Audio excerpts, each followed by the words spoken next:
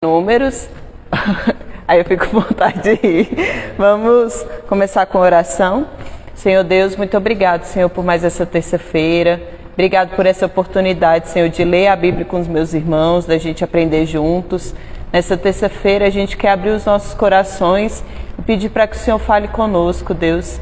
O livro de Números, Senhor, ele tem muitas advertências, Senhor, e a gente vê, Senhor, como aquele povo, eles endureceram o coração, Senhor, e nós não queremos ter o nosso coração endurecido.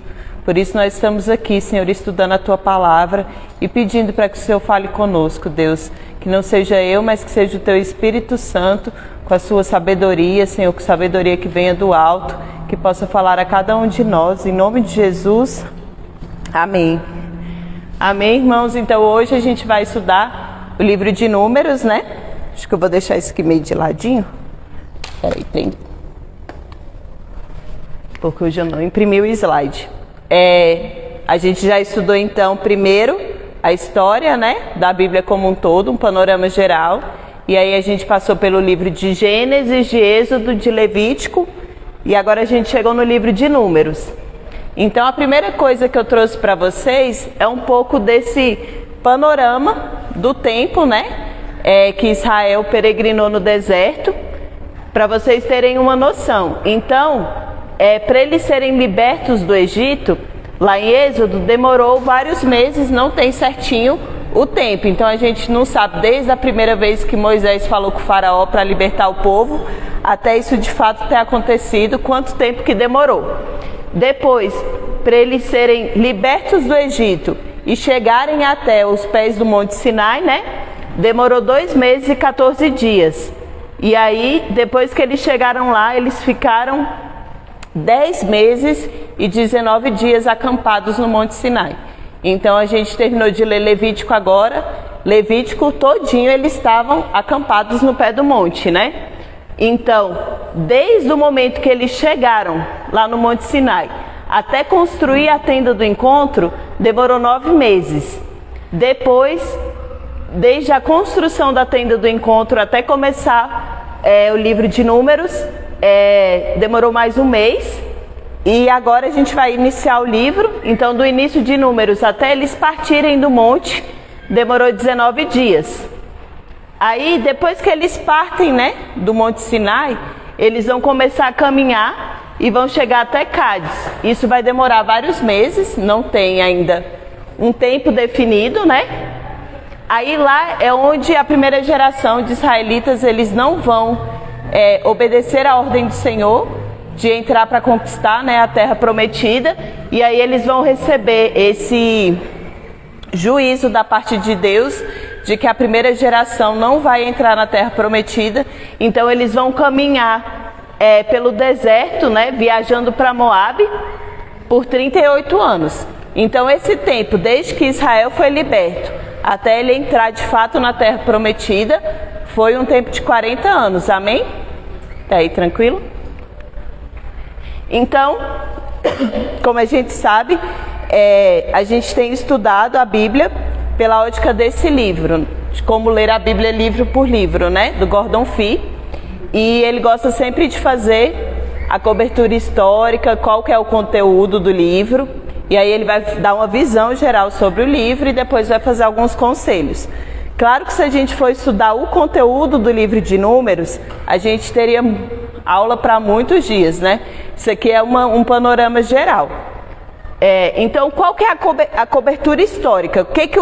Qual o tempo, né, da Bíblia que vai estar descrito no livro de Números? Vão ser os 40 anos durante os quais a primeira geração que saiu do Egito morreu. Qual que vai ser o conteúdo do livro? O conteúdo do livro é essa jornada deles peregrinando pelo deserto até eles chegarem às planícies de Moabe. E além disso, a gente vai ter ainda algumas leis pactuais que a gente viu muito lá em Levíticos, né? Algumas leis pactuais complementares. Como ênfase desse livro, o autor ele vai destacar pelo menos 6 ênfases principais, né? A primeira ênfase que o livro vai dar é a preparação para a conquista militar da Terra Prometida. Então você vai ver que Na libertação do Egito, a gente até vai estudar isso mais para frente, foi uma libertação muito somente por intervenção milagrosa e divina do Senhor, né? Mas agora, para conquistar a terra prometida, essa promessa do Senhor, o povo vai ter que guerrear. Então, o Senhor vai preparar eles militarmente para conquistar essa terra. A segunda ênfase é a lealdade de Deus, a sua aliança com Israel acerca da terra. Então, como a gente vem estudando... Gente, essa Bíblia está muito pesada para esse... Como a gente vem estudando, o Senhor, desde o princípio da criação, desde Adão e Eva, Ele deseja ter comunhão com o homem, por isso que Ele fez o homem à sua imagem e semelhança. E o Senhor, mesmo com as quebras de aliança, a gente vem estudando nas terças-feiras, né? Fora os aulões, Deus ele vai sempre expandindo a aliança dele conosco, até chegar na nova aliança, porque Ele ainda deseja essa comunhão, Ele não abriu mão desse plano. Então o Senhor, Ele fez uma promessa para Abraão acerca de uma terra, e a gente vai ver que o povo, ele falha constantemente na sua parte nessa aliança com Abraão, né? Mas a gente vai ver que o Senhor não, o Senhor continua leal e fiel à sua promessa. Terceiro, a gente vai ver os fracassos frequentes de Israel em manter essa aliança. Então o livro, a gente vai estudar mais para frente também, praticamente não se fala nada de bom do povo, né? O povo ele vem errando repetidamente, várias vezes, fracassando nessa aliança com Deus. A quarta ênfase do livro vai ser a liderança divina do povo e a afirmação também da liderança de Moisés. Então, o povo, ele era liderado por quem? Pelo Senhor, primeiramente. Então, a gente vai ver que o Senhor guiava eles com a nuvem, com a coluna de fogo. O Senhor vai dizer como organizar a tropa. O Senhor vai dizer quando eles viajavam, de que forma teria que ser. Quando estava acampado, como é que teria que ser. E também Deus, ele vai afirmar a liderança de Moisés, porque a liderança de Moisés, algumas vezes, ela vai ser questionada. Ela já foi questionada em livros anteriores e vai ser também no livro de Números, mas a gente vai ver Deus reafirmando que Ele chamou Moisés e que Moisés está na posição de autoridade, né? Em quinto lugar, a gente vai ver os preparativos para a entrada e também para a adoração na Terra Prometida. Então Deus ele vai preparando esse povo para como vai ser depois que eles entrarem na bênção também. Porque às vezes a gente tem até essa dificuldade também. Às vezes a gente anseia muito por uma coisa, mas depois que você entra na bênção, você ainda precisa de orientação. Então vamos supor, às vezes seu sonho é ser mãe. E às vezes você fica, e aí você engravida e tem um filho, e agora que você recebeu a bênção, você tem que criar, disciplinar nos caminhos do Senhor. Então, não era só entrar na terra, era como eles mostrariam a imagem do Senhor naquele lugar. Então, eu até vi uma comparação que a minha Bíblia fez, eu achei bem, o autor fez, eu achei muito interessante. Ele disse que da mesma maneira que o tabernáculo de Deus era a presença de Deus no meio do acampamento, Israel era para ser o tabernáculo de Deus no meio da terra. Então, Israel era para ser a terra onde a presença de Deus habitava e aquilo abençoava quem estava ao redor. E do mesmo jeito que os sacerdotes dentro da terra de Israel faziam expiação pelo povo e ensinavam os mandamentos do Senhor, assim Israel também teria que atuar como um sacerdócio para a terra. Então, desde o começo, Deus não escolheu Israel como um povo único. Deus sempre quis que Israel fosse uma bênção para as outras nações, fosse uma referência de como é que é ser um povo de Deus, como é que é ter Deus habitando no meio de nós. E hoje com a gente é dessa mesma forma. Hoje nós somos habitação do Senhor. Então, onde nós estamos, a gente também deve ser esse tabernáculo de Deus habitando no seu trabalho, é o tabernáculo de Deus habitando na sua casa. Então é essa referência que o Senhor queria para Israel. E por último lugar, né, como ênfase, a gente vai ver a conquista da terra e o assentamento a leste do Rio Jordão. Então, num primeiro momento, desculpa. Irmãos, era para a entrada na terra prometida ter sido muito mais rápida. Se eles tivessem ido pelo caminho sul, teriam durado alguns meses, né? Somente. Mas por essa geração não ter acreditado que o Senhor os levaria àquela terra, que o Senhor realmente estaria batalhando por eles, à frente deles, isso fez com que a jornada deles fosse muito mais longa. Então, eles não puderam avançar pelo caminho mais rápido, que era ao sul, né, da terra prometida. Eles tiveram que caminhar até o leste do Rio Jordão. Até aí tudo bem? Gente, se alguém quer falar alguma coisa, pastor? Então, agora uma visão geral do livro, né? Então, aquela coisa, como é que ele começa, do que ele vai falar no meio, do que ele fala no fim, antes dele dar alguns conselhos específicos. Então, na opinião do autor, o livro de Números, às vezes, ele pode ser um pouco difícil de entender, porque como ele vai misturando vários assuntos, ele tem um pouco de narrativa, aí ele tem um pouco de lei, lá de Levítico, aí vai misturando com uma coisa aqui, uma ali, aí às vezes você fica, não, o que está se passando? Porque o livro de Levítico, por exemplo, ele é todinho de leis, né, pactuais. Então você pode ficar um pouco confuso, aí vem o recenseamento, né? Mas você tem que entender que tudo se encaixa num plano maior. A gente tem que fazer como a gente tem feito até agora, né? Você estuda a ligação de um livro com o outro e desses livros no panorama geral da Bíblia. Então, o Números, né, esse livro, o que ele vai registrar? Como eu falei, a jornada dos israelitas pelo deserto. Então, desde o acampamento, né, até eles chegarem lá nas planícies de Moabe prontos para a conquista. A segunda geração é quem vai chegar nesse lado leste do rio, porque a primeira que saiu do Egito se recusou a entrar por essa rota mais direta que eu falei. Então, por conta disso, ela foi julgada indigna por Deus de ingressar na terra.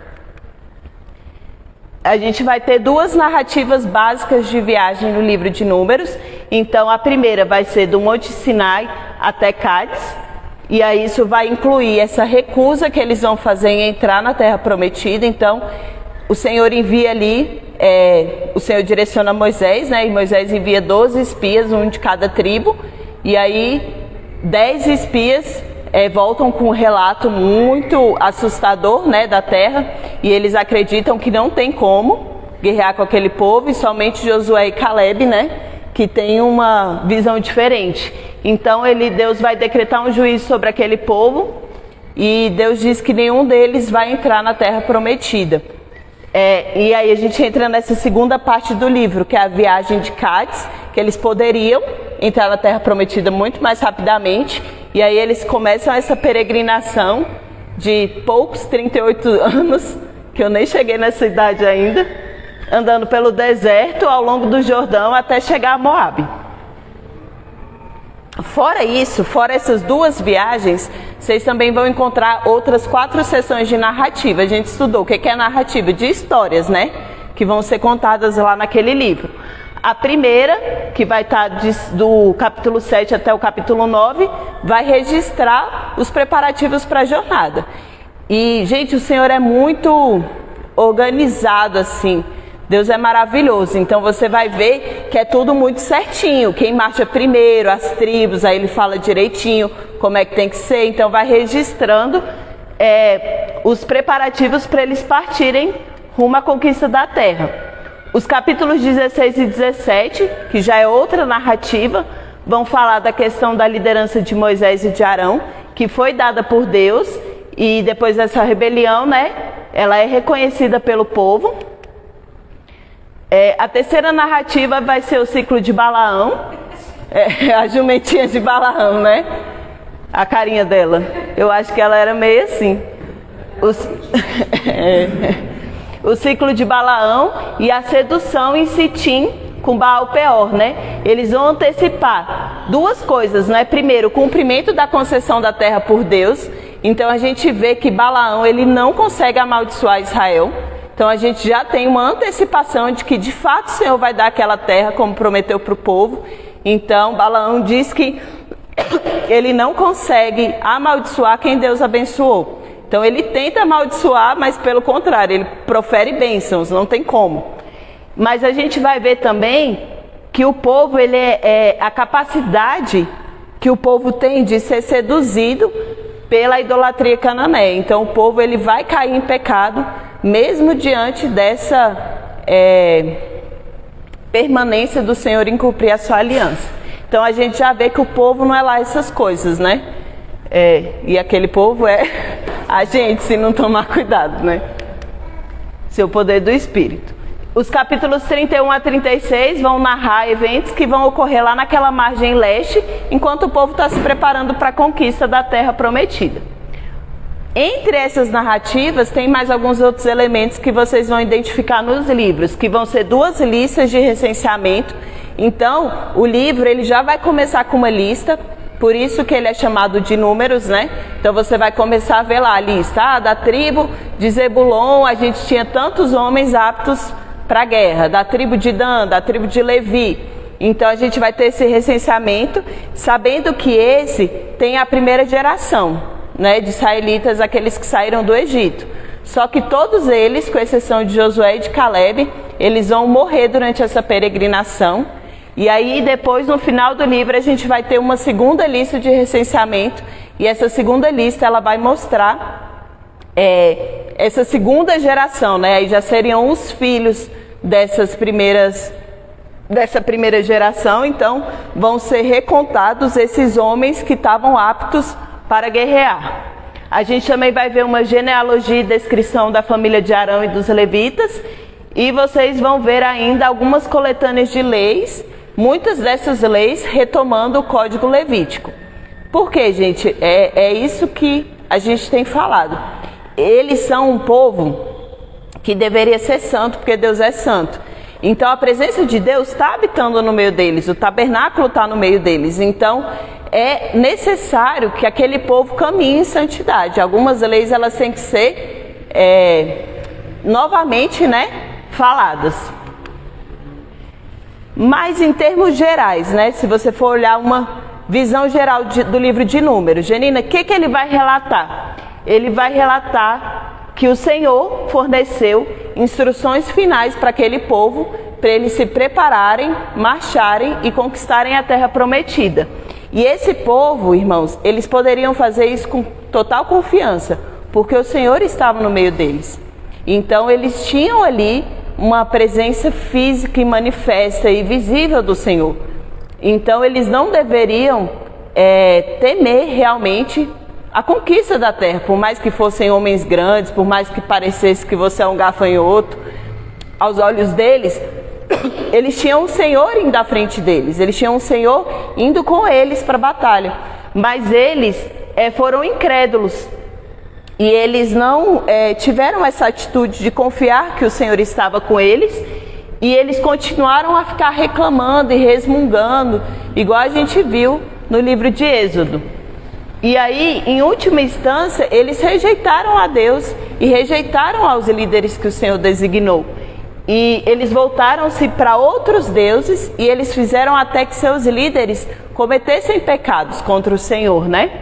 E então Deus castiga esse povo, só que Deus também responde repetidamente com misericórdia. Então Deus não trata o povo na medida que seus pecados merecem, né? Realmente, quando a gente vai lendo o livro, tem algumas atitudes que Israel toma que a gente pensa que o Senhor vai fulminar eles por completo, mas o Senhor não trata na medida, né, que Israel mereceria. E por fim, depois que essa geração do Êxodo ela morreu, o Senhor vai preparar a geração seguinte para de fato adentrar a terra prometida e viver lá como um povo da aliança de Deus. Tranquilo? Alguém quer fazer algum comentário? Pastor, não? Eu acho que não vai dar pra gente ler, mas isso aí tem na minha Bíblia, eu achei curioso. É como é que era o acampamento das tribos de Israel e como é que eles marchavam, né? Então ali a gente tinha nessa parte esquerda quando eles estavam acampados, a tenda do encontro no meio, e aí a gente tinha levitas em volta, né? Eram os levitas, os sacerdotes, aí de Merari, de Coate e de Gerson. E aí a gente tinha as fileiras, 3 tribos de cá, 3 atrás e 3 do outro lado, né? Depois eu vou mandar para vocês esse slide, aí vocês vão conseguir ver melhor. E aí quando eles marchavam, né? Aí tinha os coatitas que conduziam a arca na frente, aí a gente tinha ali Judá, Issacar e Zebulon, e aí cada desse de 3 tribos a gente tinha o líder, né? Judá era o líder daquelas 3 primeiras tribos. Aí a gente tinha os gersonitas e meraitas, né? Conduziam o tabernáculo, aí a gente tinha Ruben, Simeão e Gade. Depois os coatitas conduziam os móveis do tabernáculo, a gente tinha Efraim, Manassés e Benjamim, e por último Dan, Asser e Naftali, né? Então eles marchavam assim, organizados, sempre mostrando a presença do Senhor no centro do acampamento. Agora, para a gente finalizar, ele vai dar alguns conselhos específicos para quando você estar atento quando você for ler o livro. Para você entender bem a narrativa, né, o texto de Números, tanto a jornada do povo quanto os outros textos que vão estar lá envolvidos, é importante você lembrar alguns aspectos anteriores, que estão lá em Gênesis e em Êxodo, né? Ele vai citar pelo menos 3 aspectos. O primeiro é a promessa, a aliança de Deus com Abraão. Então, qual que é a principal força motriz? O que é força motriz? Aquilo que impulsiona o Senhor a manter um relacionamento com aquele povo, né? Ainda insistir para que aquele povo adentre a terra. É a promessa que Deus fez para Abraão, de que a semente de Abraão, ela herdaria a terra. Então, a gente sabe que o Senhor, ele continua no seu projeto de levantar um descendente de Abraão, que a gente sabe que essa semente prometida é Jesus, e fazer com que ele herde a terra, e que a terra sob o domínio de Jesus seja uma bênção para todas as outras nações. Então essa promessa, ela vai impulsionar toda a narrativa, mesmo com a desobediência de Israel. Então a gente vai ver que mesmo Israel pecando e desobedecendo, existe uma força que impulsiona o Senhor, que é a sua vontade de ter um povo para si, de ter comunhão com o seu povo. Em segundo lugar, é a conquista da terra. A gente estudou um pouco sobre esse tema de guerra santa, então a gente sabe que Deus, ele luta contra os inimigos, não no fato de que Deus precise lutar porque ele não tem força, ou porque não é aquela coisa de criança que às vezes a gente acha que Satanás e Deus estão numa briga assim, tá difícil, Deus está escapando por pouco. Não é assim. Deus, ele é soberano e ele está muito acima de qualquer principado, de qualquer potestade, né? Mas Deus, enquanto nós estamos aqui, existe essa luta contra o mal.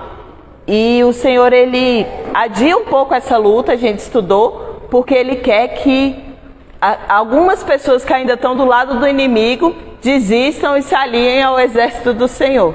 Então Deus é misericordioso e ele tem dado esse tempo para que alguns se arrependam de fato e que eles venham para o lado do Senhor. Então a primeira parte da Guerra Santa, como a gente falou no começo, contra Faraó, foi algo que Deus fez só através dos seus milagres, né? Mas essa segunda fase, Deus está esperando que o povo participe.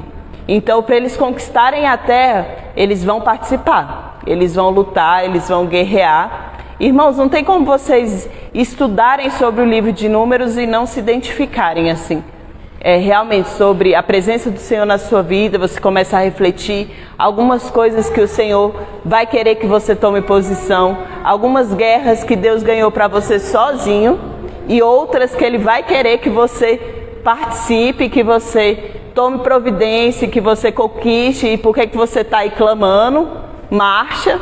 Então, Deus resgatou esse povo da escravidão para serem um povo de Deus e habitar na terra, mas eles vão precisar conquistar. Então essa terra não vai vir de graça, eles vão precisar lutar, mas sabendo que eles serão vitoriosos, porque o Senhor já prometeu, o Senhor está no meio deles. Então é como a nossa guerra, irmãos. A gente sabe que a gente é vitorioso. A Bíblia diz que em tudo nós somos mais que vencedores, mas a gente precisa lutar, ainda assim. Mesmo sabendo que você vai ganhar no final, você ainda precisa ser como Josué, né? Não ter medo e ir lá. Isso vai explicar as 2 listas de censos, né? Que vão enumerar, os homens que vão estar aptos para lutar e organizarem as tribos ao redor do tabernáculo. Então a primeira lista, ela vai preparar aquela primeira geração para conquistar a terra prometida via Cádiz, mas como o povo não vai crer no Senhor, né? Não vai se recusar a ir, então a gente vai ter uma segunda lista com uma nova geração que vai conquistar a terra via Transjordânia. Isso também vai explicar as narrativas finais, né? Com a sucessão de Josué e os capítulos 31 a 36 que vão antecipar essa conquista. Então, por que o Senhor está falando tanto sobre isso? Porque o povo vai ter que tomar posição nessa guerra para conquistar a terra prometida. O terceiro conselho, né, o terceiro tema que estava antes e continua nesse livro, é a adoração e a presença de Deus. Ele lembra que lá em Gênesis, imediatamente depois que Abraão ele recebeu a promessa de que ele teria uma terra, ele erigiu um altar para o Senhor. Então, quando você lê agora em Números várias porções da lei aparecendo novamente junto com essas narrativas, você vai descobrir que essas leis estão lá porque elas estão enfatizando o relacionamento de Israel com Deus. Então Israel nunca foi uma conquista só por conquista, só para você ter um lugar bom para viver, não. É sobre ser um povo de Deus, sobre se relacionar com o Senhor, sobre você ser santo, né? Sobre ter a presença de Deus habitando em você e no meio do povo. Então, o papel central do tabernáculo e essa questão que a Bíblia vem falando sobre os sacerdotes, elas continuam se concentrando em 2 questões que são muito importantes. Que a primeira é a presença de Deus no meio do povo. Então, tanto o estar do Senhor, quanto a orientação que Deus te dá para a jornada. Então, essas orientações do Senhor são tanto para como viver, mas também o fato de que Ele está orientando durante o caminho, né?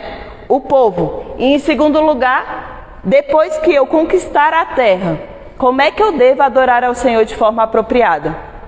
Porque, como nós falamos, esse povo ele foi resgatado da escravidão num lugar que não conhecia o Senhor, né, o Egito, num lugar politeísta, né?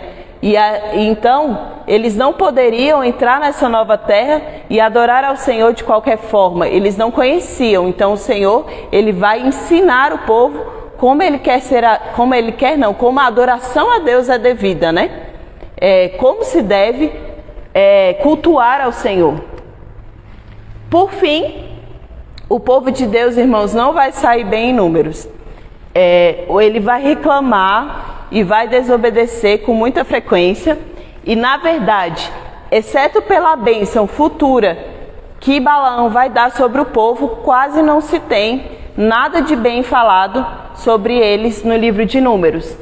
Então, as reclamações que o povo lá em Êxodo já tinha começado a fazer contra Deus e contra Moisés, elas vão ser repetidas durante vários episódios dessa jornada. No Novo Testamento, a gente vai ver que a desobediência desses israelitas é uma advertência para nós. Então a gente vai ver na Bíblia, em Salmos, em Coríntios, em outros livros, sendo eles usando esses episódios do povo no deserto para nos advertir a não agirmos como eles, né? E no Antigo Testamento, embora os pecados do povo eles sejam expressamente lembrados, também é lembrada a grande compaixão do Senhor por eles, mesmo eles tendo errado, né? De maneira que, mesmo assim, Deus ainda não os fulminou por completo, né? Deus foi misericordioso e manteve sua promessa. Então, apesar de ter algumas mudanças de foco, começa com o recenseamento, vem uma narrativa, vem uma lei, vem outra narrativa, outra história, Números, ela é uma parte importante do Pentateuco, porque mesmo com os desvios do povo, a gente vai ver que Deus ele vem mantendo a sua promessa que ele fez a Abraão. E a questão que a gente termina, quando terminar o livro, para quem ainda não tiver lido os outros, né? A gente que já leu consegue se lembrar da sequência, é ver se Israel vai cumprir a parte deles, porque essa aliança que a gente chama de mosaica, ela tinha também deveres, né? Por parte de Israel. Então, será que Israel vai cumprir a parte dele para conquistar a terra, quando entrar na terra? Mas lembrando que constantemente a gente vai ver a Bíblia lembrando que a provisão do Senhor, ela vai estar sempre disponível para que eles consigam fazer a parte deles. Então Deus ele sempre nos supre, irmãos, para que a gente consiga fazer a vontade dele, né? E aí, por último, eu queria deixar essa passagem, eu queria que vocês tivessem ela em mente quando vocês estiverem lendo o livro de Números, porque lá na primeira carta aos Coríntios, o apóstolo Paulo ele vai relembrar esse episódio de como foi a caminhada de Israel no deserto. E lá, irmãos, é no Novo Testamento, é depois que Jesus veio, é na Nova Aliança, mas ele tem muitas advertências e lembranças para fazer para a gente. E eu queria que vocês tivessem isso em foco enquanto vocês estiverem lendo o livro. Eu vou ler essa passagem, está lá em 1 Coríntios 10, é um pouquinho grande, do versículo 1 até o versículo 13. Então, avisos da história de Israel, né? Esse é um título que a Bíblia colocou. Meus irmãos, eu não quero que vocês esqueçam o que aconteceu a nossos antepassados, que foram guiados por uma nuvem através do mar. Em comunhão com Moisés, todos eles foram batizados na nuvem e no mar. Todos comeram do mesmo alimento espiritual e beberam da mesma água espiritual, pois bebiam da rocha espiritual que os acompanhava, e essa rocha era Cristo. No entanto, Deus não se agradou da maioria deles, e seus corpos ficaram espalhados pelo deserto. Esses acontecimentos servem de exemplo para nós, a fim de que não desejemos coisas más, como eles desejaram, nem adoremos ídolos, como alguns deles adoraram. Como dizem as Escrituras, o povo se sentou para comer e beber e se levantou para se divertir. E não devemos cometer imoralidade sexual, como alguns deles cometeram, de modo que, num só dia, 23.000 morreram. Também não devemos pôr Cristo à prova, como alguns deles fizeram e morreram picados por serpentes. E não se queixem, como alguns deles se queixaram e foram destruídos pelo anjo da morte. Essas coisas aconteceram a eles como exemplo para nós. Foram escritas para nos advertir, a nós que vivemos no fim dos tempos. Portanto, se vocês pensam que estão de pé, cuide para que não caiam. As tentações em sua vida não são diferentes daquelas que outros enfrentaram. E Deus é fiel. Ele não permitirá tentações maiores do que vocês podem suportar. Quando forem tentados, Ele mostrará uma saída para que consigam resistir. Amém? Então, irmãos, que vocês tenham isso em mente quando vocês lerem esse livro. Eu fiquei pensativa sobre esse versículo, né? Não se queixem, como alguns deles se queixaram e foram destruídos pelo anjo da morte. E quantas vezes a gente passa o dia murmurando e se queixando. Então, quando você tiver esse livro, quando você estiver lendo Números, reflita sobre a atitude daquele povo, porque aquilo é uma advertência para nós, é um mau exemplo que a gente não deve seguir, amém? As tentações que vieram sobre aquele povo também vão vir sobre nós.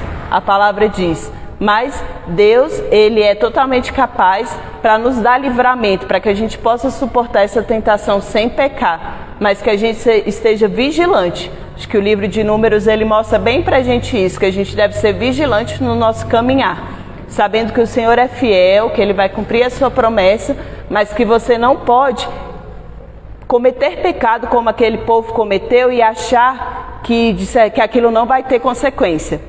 Então você viver murmurando, se queixando, cair em pecado de moralidade sexual, tantas coisas que aquele povo fez, não confiar no Senhor, naquilo que o Senhor vai à sua frente, tudo isso, irmãos, tem um custo muito alto, tem uma consequência. Então, que a gente realmente leia esse ano o livro de Números nessa posição de reflexão, de que a gente não deve agir como aquele povo, a gente deve agir como pequenos bons exemplos que a gente tem lá de Josué, de Caleb, que são homens que confiaram no Senhor, que não se deixaram enredar por esses pecados, que não murmuraram, que não queixaram, que se lembraram das coisas passadas. Então, quando a gente vê aquele povo, a gente pensa, gente, mas Deus fez um milagre. Tão poucos capítulos atrás, eles já estão duvidando que vai ter água, vai ter comida. Só que se a gente não tomar cuidado, a gente é totalmente desse jeito também. Então, Deus, ele vem provando a sua fidelidade, a sua aliança, o seu amor para nós. E a gente tem que tomar cuidado para realmente não caminhar como aquele povo caminhou. Amém? Agora eu vou deixar o pastor falar. Obrigada, irmãos, pela atenção. Pastor, dá um microfonezinho para ele. O primeiro contato com o microfone, né? Só que eu estava ouvindo a Gi falar ali quatro coisas eu anotei, né? A aliança, o envolvimento, a presença e o direcionamento, né? O começo de tudo foi a aliança, né? Deus, como sempre, né? Ele continua fiel àquilo que ele prometeu, a aliança que ele tem conosco, né? Depois a gente precisa se envolver com esse projeto, né? E consciente. Eu não sei se alguém trouxe a aula da terça-feira, eu falei sobre a Aliança Mosaica, e eu falei que ela era condicional ou condicionada nas ações, mas a intenção dela continua imutável. O que ela desejava, o princípio dela continuava, né? Na verdade, as bênçãos eram condicionadas, mas o desejo de permanecer naquilo que a aliança estabelecia, permanecia, né? Então, o que o Senhor continua desejando de nós, hoje para a nossa realidade, né, para essa nova aliança que a gente vivencia, diferente da de Números, né, é que a gente se envolva nesse processo de reconhecer Cristo como o Senhor e Salvador das nossas vidas, né? Entenda, se envolva com esse perdão que nos alcançou, né? Fique consciente da cruz de Cristo, daquilo que a graça representa, não só para a libertação, para perdão dos nossos pecados, mas para a capacitação dessa nova jornada. Isso é extremamente importante, né? Que a gente se entenda a aliança, o envolvimento e a presença. A presença do Senhor, ela é fundamental nesse processo, né? Às vezes a gente está inserido na aliança, se envolve, mas não tem muito tino sobre a presença, né? E a presença do Senhor vai nos levar ao direcionamento. É incrível que mesmo esse povo que somos nós também, né? Com tudo que passou, eles continuam perecendo no seu entendimento, nas coisas dele, e Deus continua com o processo de direcioná-los, né? A gente está do mesmo jeito, né? Nós deveríamos fazer como a Gi mostrou em 1 Coríntios, né? Ouvir a história, reter os exemplos, focar nos nossos desafios, mas permanecer no direcionamento do Senhor. Não existe um desafio proposto para nós. Essas pessoas que foram recenseadas a primeira vez, elas foram bombardeadas por uma cultura que eles não tinham escolha, né? Eles eram escravos e viveram 400 anos sem escolha. Então, tudo que eles aprenderam sobre Deus, sobre adoração, não tinha outra alternativa, né? E nós somos diferentes. Nós temos outra alternativa. Nós estamos inseridos no processo hoje do mundo geral, mas nós temos alternativa. Aliás, nós temos tudo que a gente precisa. Nós temos a palavra, nós temos primeiro a graça, né? Em Cristo na cruz, nós temos a palavra, condensada, compilada. Nós temos o Espírito Santo para nos direcionar. Nós temos uma comunidade, uma nuvem grande de testemunhas, como diz a palavra, uma igreja. Se você faz parte da igreja, você vivencia essa verdade, né? Quantos milagres, eu estava pensando hoje com a Marta, a gente vinha conversando nos assuntos eclesiásticos no carro sozinho. E quantos milagres nós vivemos só esse ano, né? Coisas extraordinárias. Que se a gente gravasse um documentáriozinho com fotos e tal, talvez a gente impactasse tanto as pessoas como naquele testemunho que a gente viu da senhorinha que estava com o filho ficou 12 dias, e a gente, poxa, caramba, tal, e o Wagner passou vários dias, né, Wagner? Né? Vários dias, né? Na UTI, né? Temos, agora recente eu recebi uma foto e um áudio do irmão seu Benjamin, né? Que vocês nem conhecem. Domingo eu vou mostrar a foto dele, a gente nem conhece ele, mas a gente ora cada domingo por ele, né? Alguns conhecem o Jorge, o irmão do José, já viram alguma vez, né? Acho, tá se recuperando também, né? O seu Benjamin estava bastante debilitado e as nossas orações, né? Naturalmente, eu acredito que na família dele, no povo que nos denomina como igreja todo, né? Tem muitas pessoas orando, né? Não é um benefício da nossa igreja, né? É uma inserção no projeto de Deus, né? E eu acho que é nisso que a gente deve focar. A gente não deve focar na cultura cananeia, naquilo que que eles aprenderam, né? Porque se a gente focar naquilo que a gente aprendeu na nossa história, talvez a gente seja destruído. E a gente vai perder a oportunidade de receber a terra prometida. Quem não entrou foi porque se perdeu no seu tempo, na sua história, nas suas emoções, na sua visão, na sua boca, né? Porque falaram, né? Na sua postura. E nós não queremos isso. Nós queremos outra.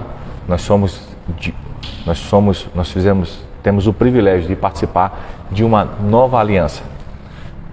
O nosso esforço hoje é aceitar Jesus como o Senhor Salvador de nossas vidas. Se envolver com essa aliança. É a gente buscar a presença e seguir no direcionamento. No final, nós vamos chegar no que Deus sonhou para nós, né? A gente não consegue sonhar tudo, porque é tão esplendoroso que a Bíblia diz que nem olhos viram e nem ouvidos ouviram, nem jamais penetrou no coração do homem aquele que Deus tem preparado para aqueles que o amam. E essa voz que ecoa nos nossos ouvidos, com a emoção de uma palavra dessa natureza, deve direcionar a gente com uma razão completa. Eu quero servir a Jesus, eu quero ir até o final. Eu tenho consciência da aliança, eu tenho consciência de tudo que eu já passei, de onde eu estou, e quero caminhar até o final, direcionado por Ele, pela Sua palavra, pelo Seu Espírito, para que a gente possa chegar no final. Né? Amém? Que a gente possa ter um final diferente. Amém? Vamos orar? Vamos ficar de pé. Quem não está vendo aí, tem uma galera atrás da gente aí, tem uma galera aí. Então vamos orar para que o Senhor possa nos guardar. Amém?